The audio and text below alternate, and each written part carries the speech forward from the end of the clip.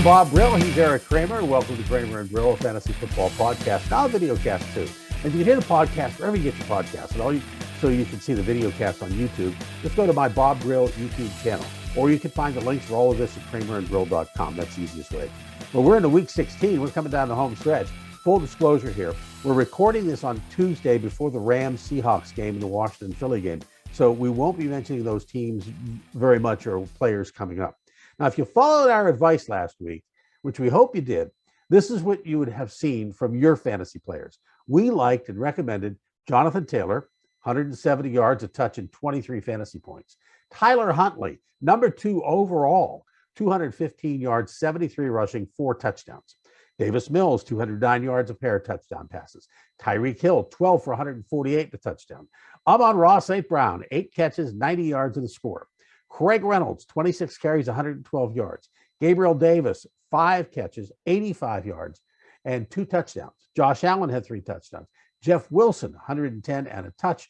Deebo Samuel, 18 fantasy points. Jimmy G, 234 and a touch, no picks. And of course, Aaron Rodgers, 268 yards, 3 scores, and no picks. So if you followed our fantasy picks last week, that's what you would have got. The winners this week among the quarterbacks: Tyler Huntley, Aaron Rodgers, and Patrick Mahomes. Eric? Well, you mentioned Travis or Mahomes, and then Travis Kelce went right along with that. Earlier in the year and for seasons past, that's been a great combination. Mahomes really, because he kind of went off the deep end there for a while in the middle of the season. Now he's back, and where I said Mr. Rodgers was Mr. October or December, all of a sudden Mahomes might jump into that category too now. Taysom Hill beating Brady with no Sean Payton, I thought was fantastic. You know, Brady pressured and befuddled, where Hill looked very decisive. And to me, for being the GOAT, unlike Hill, Brady has no athletic answers when the defensive pressure comes kicking in the front door. And so that's, you know, that was fun to see for me, because Taysom Hill, I know, as when waiting for this opportunity, finally he gets it, then gets injured and having to play with that bad finger and the plantar fasciitis on his foot. Now he's starting to, what looks to be to me, get into a rhythm. Now, the running back side, Duke Johnson came from out of nowhere. This guy's always been a third down receiving back. He had 170 yards rushing and 2 touchdowns. Of course, Taylor and both he and Jeff Wilson both went off. And for me, it was Jonathan Taylor was awesome, because not only did he continue to go off like he has been, but he did it against the number 1 defense, where everybody commenting on football was saying, well, they're going to take that away, as Belichick always does, and then it's going to fall on Carson Wentz. They just ran the ball right down the Patriots wherever they wanted, however they wanted, and Taylor, behind that great offensive line, did what he normally does. And then, you know, and I think you nailed it on Craig Reynolds. Nobody knew who he was. He goes off and you know, looked great doing it. Yeah, last week, the week before this past week, he only had 3 touches in his NFL career, and now he's got 2 weeks in a row. He's been just a stud. Wide receivers: Tyreek Hill, Brandon Cooks, Gabe Davis, and Christian Kirk all stood out, as did Travis Kelce, 10 for 191 and 2 scores, and the game-winning touchdown in OT, plus Mark Andrews with 136 and 2 scores. Kelce, by the way, has since gone on the COVID reserve list, so he's going to be out this week. And I think it was kind of the tight end wrecker week, because you got Kelce, of course, went off and destroyed the Chargers late in the game. Henry and Smith, both, you know, former or now with the Patriots, went off. And then sticking with the tight ends, Dalton Schultz for the Cowboys had 8 catches for 67 yards and a touchdown. And Kittle, of course, did what he does every week. And then you mentioned earlier Amon-Ra St. Brown, who I know you just love mentioning that name. And then for the Lions again, he had a great game. And Josh Reynolds has been stepping up lately, and he delivered as well. And then you got Russell Gage, who, when Calvin Ridley stepped away from football, everybody was saying, okay, this is the guy that's got to step up. And really the last month he has. And then delivered again with another nice game for, what do you have, 8 catches on over 90 yards and a touchdown versus the 49ers. You hit this one on the head. This is something we don't ever say, at least not rarely, the losers bracket. Tom Brady was just below Taysom Hill and just above Jake Fromm and Colt McCoy in the statistical department. That tells you what kind of week he had. Alvin Kamara tied Najee Harris, 18 yards rushing. They were in the loser's bracket. And Amari Cooper, 2 catches for 8 yards. Where does that come from? So, well, go ahead. Yeah, I was going to say, sometimes winning, Bob, equals losing. And the case in point here is the Lions. So with the win against Arizona, who nobody, including me, saw coming, they just jumped and lost the pole position for the first overall draft pick, which, given the choice, I think I'd rather take what they've done. They've been playing well most of the season, and now to get over that mental, emotional hump, I think is good for them in the long run. Well, that leads right into what we're talking about, because what happens is that puts the Jaguars into the number 1 position 2 years in a row, and we look at it, and it's coaches on the hot seat time, and the first coach to lose his job, no surprise, Jacksonville's Urban Meyer. You've been predicting this all year long. Well, 2 things to me. A head coach is responsible on any level. Doesn't matter if it's pro, college, high school, youth football. It doesn't matter. The coach has to set the culture, and he's got to raise the accountability level to wherever he wants it and expects it. And in Meyer's culture, it included him getting fined starting off in the offseason for rules infractions and not taking the team plane home eventually after that loss to Cincinnati, and then later being videoed at his own Columbus bar in Ohio with some woman grinding on him. I mean, that's the culture that he's setting, which is ultimately later, kind of led to some players in their own way, distancing themselves from him. And I think then accountability is something that he himself never acknowledged for himself. And to this day, still hasn't come out and said, I'm responsible for anything. It's the coaches, it's the players, it's people that quit on him. No, you set that culture where people quit because you quit. And the thing is, too, it seemed like he came in with this idea that he was going to be this military general who was managing and doing what he wants with 18-year-old, 19-year-old, 20-year-old kids coming into the NFL, where you've got some of those, but you've also got a whole ton of veterans out there who are guys who are men. They're not kids. They're men with their own careers. And this guy came in with this attitude that he brought with him, that's just like, how do you make that mix? How do you not understand what you're walking into after so many years of coaching? And he's not a young man, He should know better. Right. And the best example that I've ever had, the best person in football coaching I've ever come across, and I only played for him for 1 year, was Dick Sheridan at NC State, my senior year. And Coach Sheridan had come over from Furman, where he beat NC State the year before I got there. And then when I got there, they crushed us.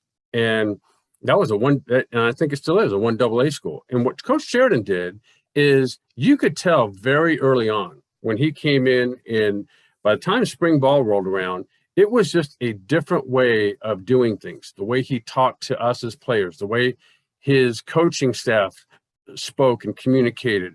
And I remember there was in the summer, at the end of fall camp, he had everybody start out in the big meeting room, and he said, hey, we're going to go down. You're all going to go down into the locker room. And they never had a cut down before. And he goes, we're going to send someone down there to call you up one by one. And those are the guys that made this team. And so that's what happened. And then the guys that were in that room, he goes, okay, I'm going to put this helmet down. And he changed the logo to have an N and a C on the end and the S down the middle. And it was in the shape of a diamond. And he puts his hand on this thing, and he says, let me explain to you why I did this with this diamond. And same thing he did at Furman. He said, it's the classiest gem, but it just doesn't come out of the ground that way. It's time and pressure that makes that happen. And he's like, this is what our team is going to be formed into a diamond over time. And he puts his hand on the helmet, and he starts talking about what this season means to him to be in the position that he's in. And right after him, all the coaches did it one by one. And then eventually he said, all you players, you're going to get up here one by one and do that same thing. Well, by the end of it, this team had been 3-8, 3-8, 3-8 until he got there. And we hadn't played a game yet. And so by the time the players started getting up there, and by the end of it, some of these guys were literally couldn't talk. They were crying and just couldn't believe they were part of something like this. I would say that's the opposite of what just occurred in Jacksonville. Mm-hmm. And that's what I'm saying is that we could all tell that this was going to be one hell of a team.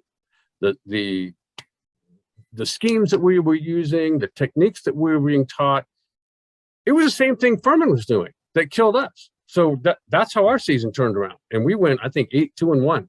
We tied Pittsburgh, but we beat all the teams that had killed us and for so long, like Maryland and Clemson and South Carolina and whoever. And it was just a magical season, but it started with that culture and that accountability and the way that, he talked to people.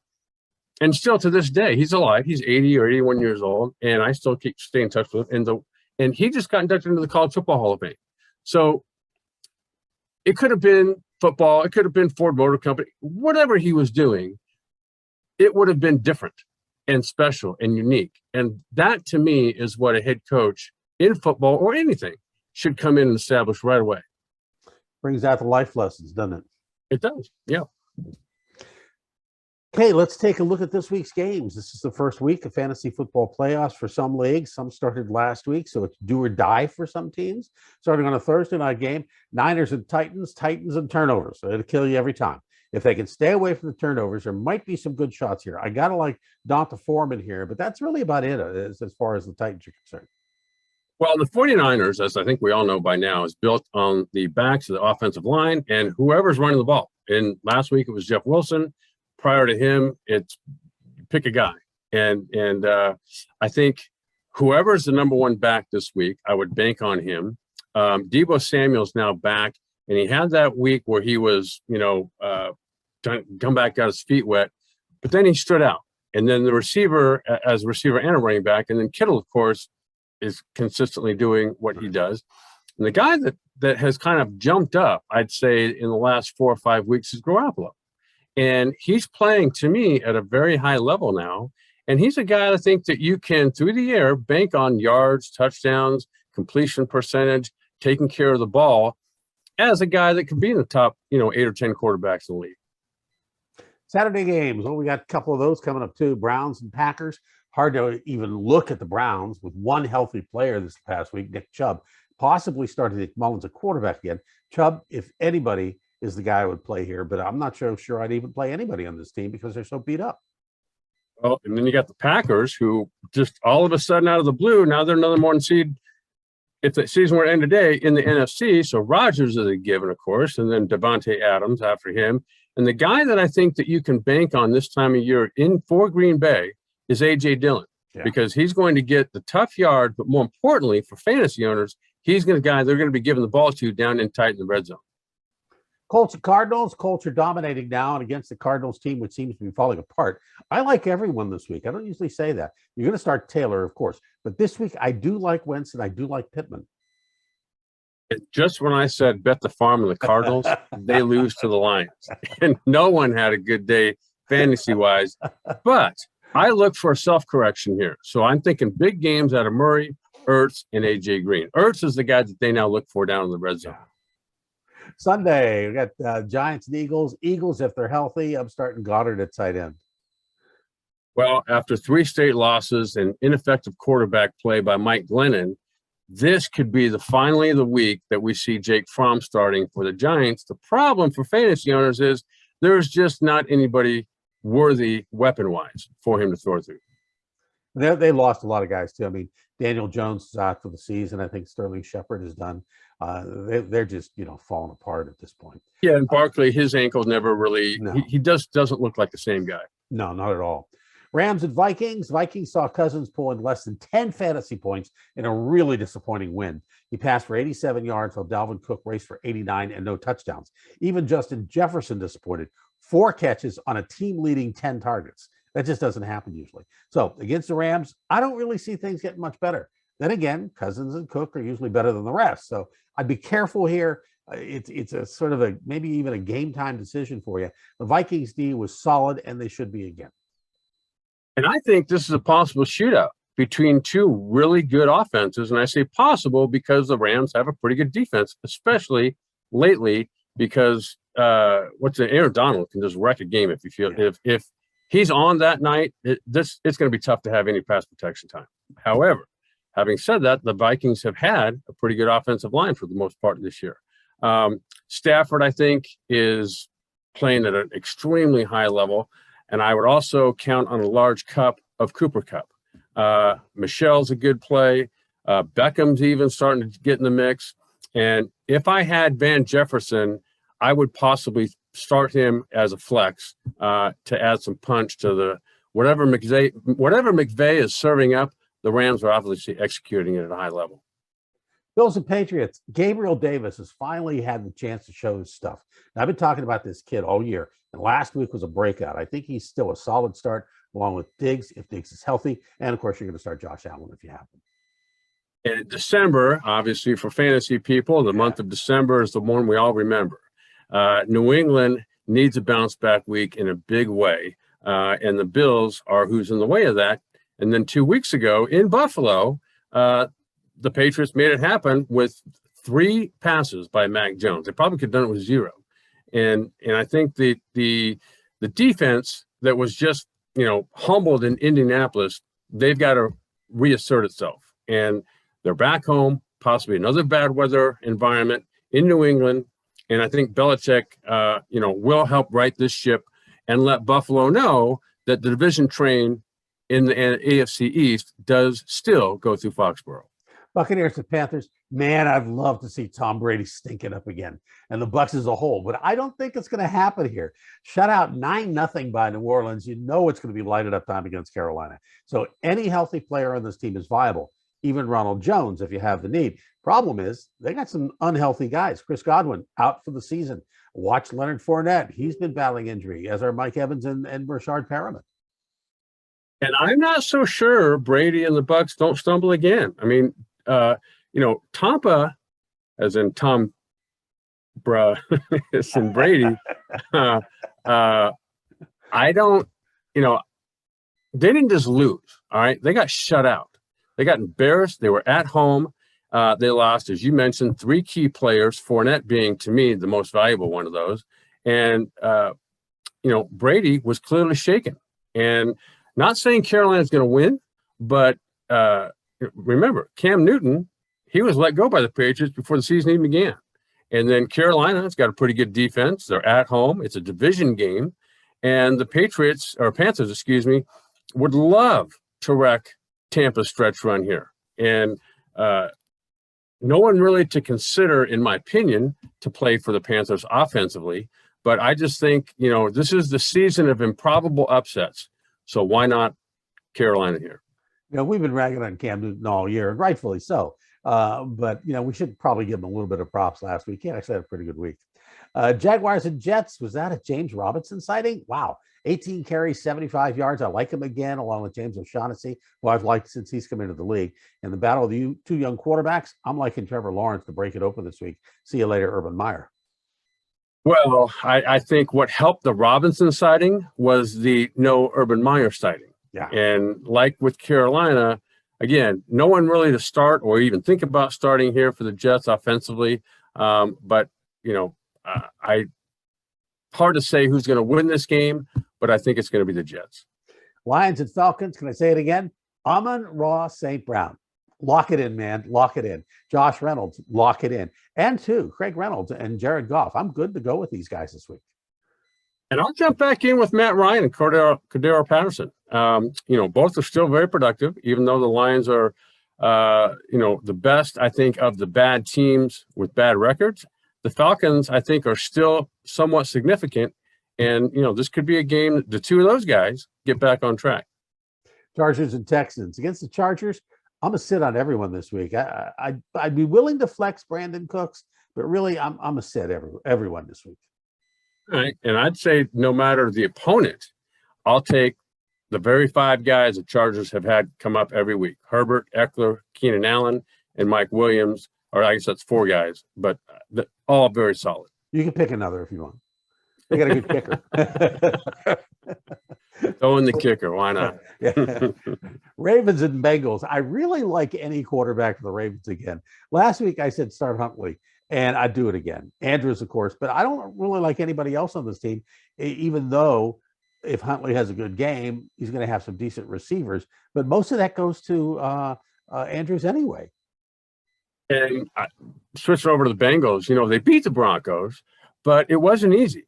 And really no one's production offensively really stood out. But at the same time, this is, I think, what makes the Bengals a good team. Like, I'm not so sure they would have won an ugly game at this point in the season last year. You can almost say the same thing for the way the Chargers have developed over time. And I think those main three of Burrow, Chase, Higgins, and I'll even throw Mixon in there. I think all these players are going to go off again and get back on track. The Ravens had been playing defensively very well for most of the season, but they got blown out here recently as well. Bears and Seahawks. We don't have any intel on the Seattle Birds by the Sea this week against the Rams because of the fact that they're playing on Tuesday, and we don't know what's going to come out of that at this taping.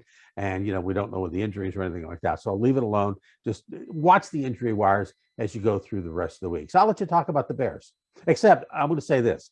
Whatever the outcome in the Seattle Rams game, take it with a grain of salt because half the Rams are on COVID reserve. True. And watching the game last night, that was the impressive thing to me is defensively how hard they played and how well they played, despite that nobody in their secondary was a starter. They were all out with COVID. And the issue, the main issue all year, the main story in Chicago has been the front office. It's been Ryan Pace and Matt Nagy as the head coach, and that's not going to change. I think offensively, the Bears don't have a lot. They're not executing right now. The one guy who can and often and sometimes does is Justin Fields. And last night he had fairly good numbers. Other than the 2 fumbles, one in which he lost, he had nearly 300 yards passing, at another 30 or so rushing, and he's a dynamic player and he can get hot. The problem is that offensively they wait too long sometimes to let him start throwing. Steelers and Chiefs. Let's see. Can we start playing this game in the fourth quarter?